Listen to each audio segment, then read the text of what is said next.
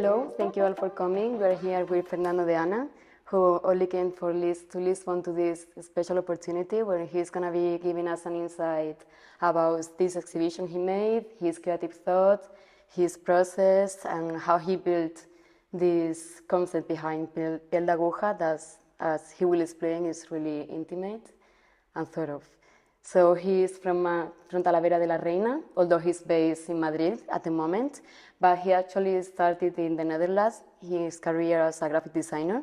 So I wanted to start the interview there, if you could trace back and see what were your origins as a graphic designer, how you translated this experience into your current practice, how was moving back to Spain and why did you do it, and just talk about your artistic journey. First of all, thank you to MOVART to bring my work here and exhibit here in Lisboa. It's my first time, so thank you to all the team, a wonderful team. So, well, first of all, I would like to talk about my from the beginnings. When I was a child, my father is also a painter, an artist. So, and all my life I've been surrounded by art. And then I decided to go to, I study fine arts in Madrid, but really I didn't realize that I want to what wanted to do for work. But then I love art, and then I decided to move to the Netherlands, and I start to work as a graphic designer.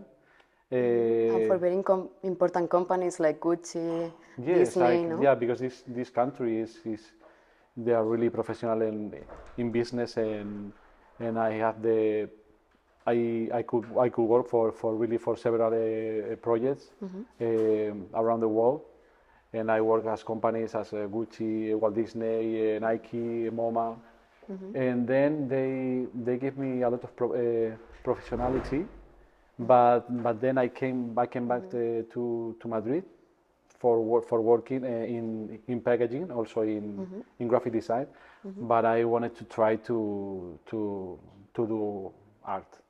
So I just I left how do you say zona de confort? Your comfort zone, what you used to do. Yes, and then I went to Talavera, to Toledo.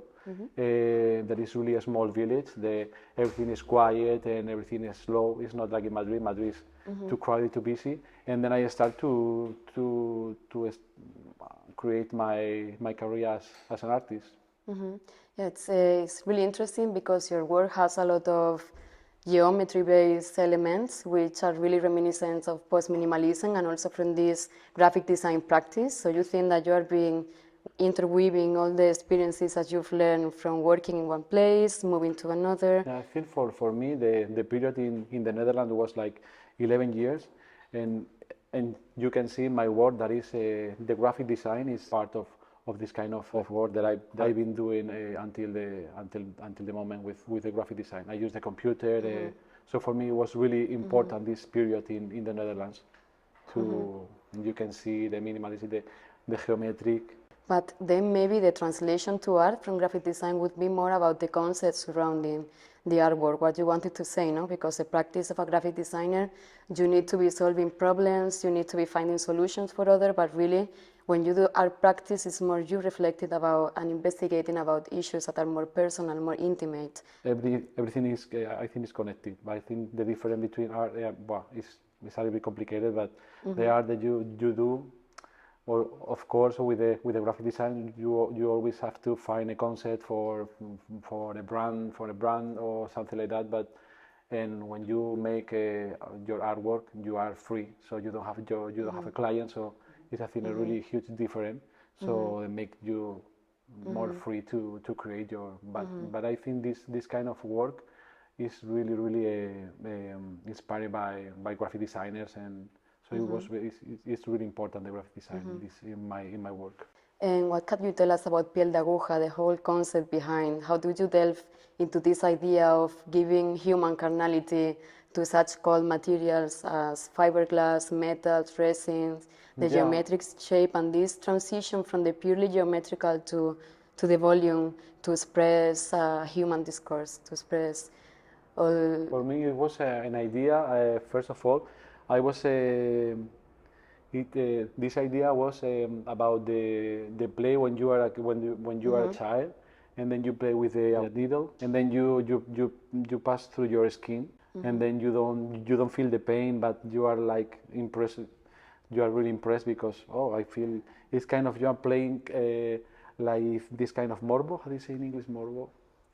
A morbid question. Yeah, something like in the pain, in the. So, and I was just looking at the some reference, and I started to see and study about the skin, the what happened about the old civilizations and the rituals they make with the skin, using the skin as like a piercing. And it was really interesting because I find that this kind of tribes, this ritual, it was like initiation to the child, to the sexuality. Or for example, in other tribes, it was initiation, this kind of pain. It's really interesting how that connects also with the unknown. It's not only pain, but to know what are the limits of your body, what are the signs that you didn't experience yet. And also when you say that the skin performs as a map, because it leaves a trace on us and it's a register of everything we've suffered, we've made, and that way you say that it works like a flag because it's connected to social readings of how we are perceived from the outside, and that also talking about the ritualistic that come across with notions of status. Piercing is used in many cultures as a way of identity, Yeah, I think it's really highlighting interesting. yourself from the And crowd. on my artwork, I think you can see using different materials, but always talk about the skin, about the human, about the relationship between the humans. Also, I want to play with the people who is in front of the artwork. So that's why I use the neon, or I use also this kind of paint, chameleon paint.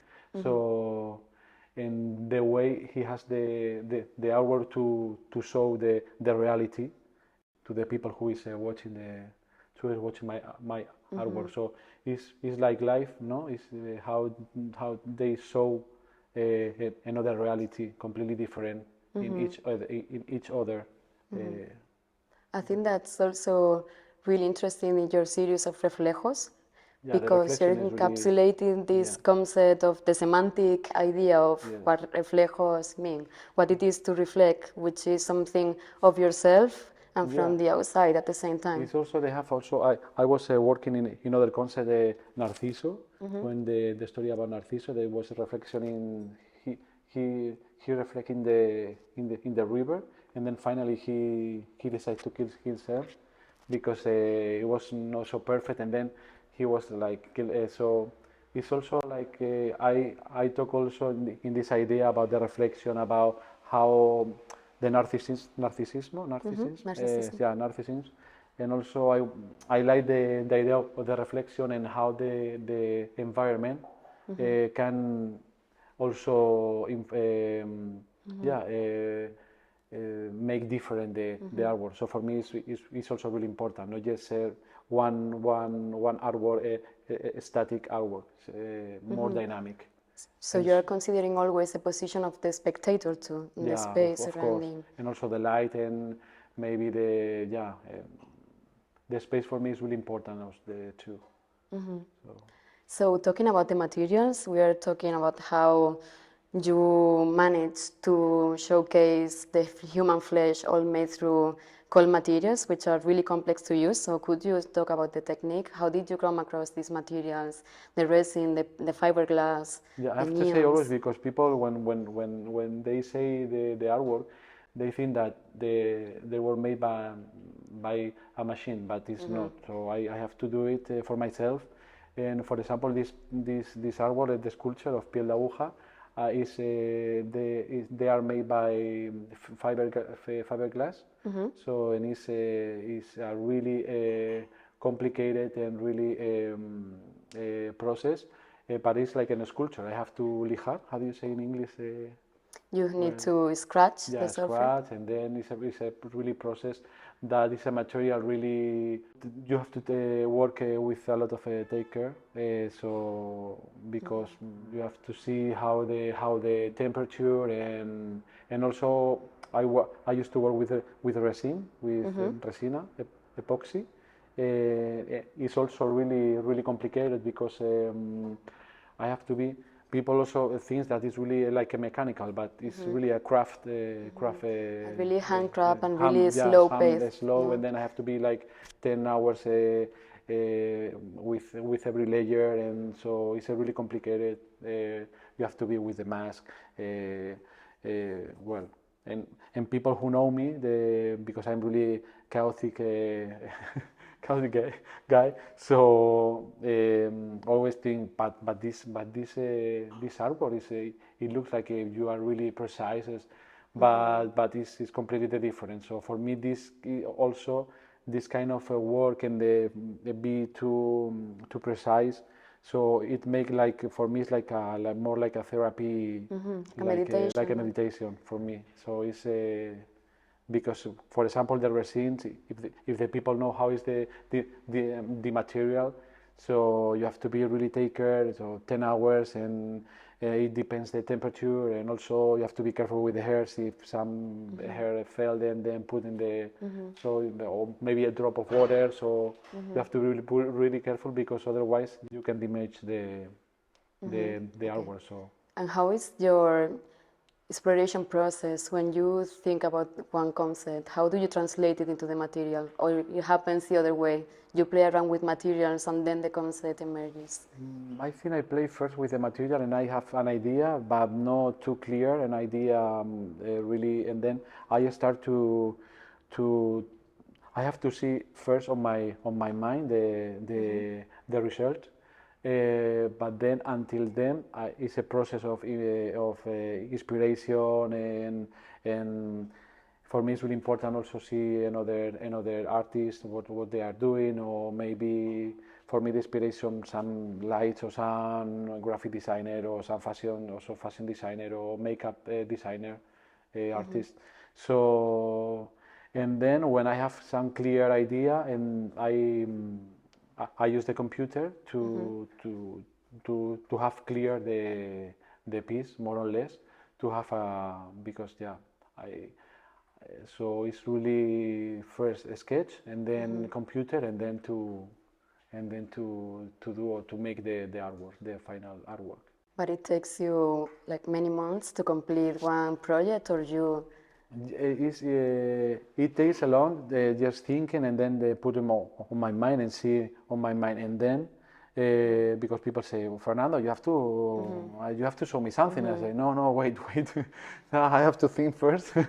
I say, wait, but no, but I have to wait, I can wait. So and then maybe in 1 day or 2 days I make a lot of sketches, and so that's how I used to work. So how do you plan your process in the studio? Is it? The process in the studio for me is the best moment where you can, when you have the time to be on the studio, because at the beginning, so you think that you are going to be every day in the studio, and then creating or making your things. Also time for research in materials, but then you realize that also the work of administration. For me, when I can stay a long process in the studio, for me is the most important, the most interesting. But I have to say also that is really, when you are 1 month or 2 months or even 3 months making an exhibition, that you are every day like alone. So it's kind of at the end it's a little bit like It's an isolating process too. It's because you are all the time with your own. It's not in the normal, or maybe in an office work with people, or that you can talk, and you are like 12 hours with yourself. Fortunately, I'm friend of myself, so when I'm in the art space, I think for me in the studio is the best moment when I'm creating, and I'm alone, and then is the best moment in the process. And what are the things that you're preparing for the future, the themes that you are willing to explore, the materials, ideas? You have something planned, or is...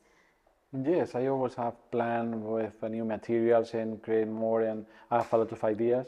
And also I have also a new concept that I'm going to work, but related with human, with the relationships, with sexuality, with this kind of that I always interested. We will be seeing way more of you here in Lisbon Oh, because thank you so much. Yeah, I hope so. you established this relation, which is really important for us, and we are really happy that you are here and you took the time to reflect back on what you did. No, well, for me it was really, and also I have a really good relationship also, and like kind of I love Portugal since I was also a kid. I was going here to Lisboa to all Portugal. So for me, I feel really the connection and from the beginning this connection between the clothes that we are, and then we are almost this culture really similar. So I'm really happy. And I hope No, we have to mention here that these series that we have, Reflejos de Lisboa, are specifically made for the place, no? You thought... Yeah, and also when there is an art piece there that I realized there's something with the resin, with the gradient, and thanks to do this artwork. So for me, they make the idea of what is going to be the next all process of the all artwork, the new artwork. So I'm really happy. Okay, so thank you very much for attending this time with us. I think that we went through everything that we had to say about the exhibition, and now we got to know you more, your insights, your process. I hope that you understand me. We did. I'm sure a little we did. bit. So thank you you and thank you much. for And thank you all coming. for coming and listening to us. I hope you enjoyed.